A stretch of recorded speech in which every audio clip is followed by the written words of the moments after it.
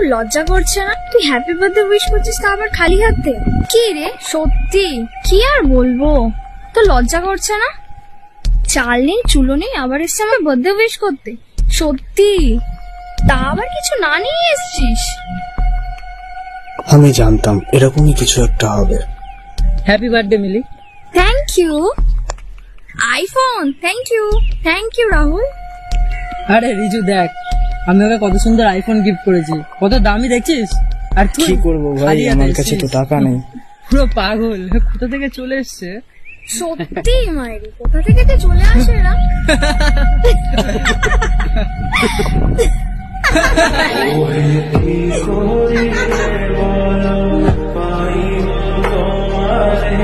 রাখিব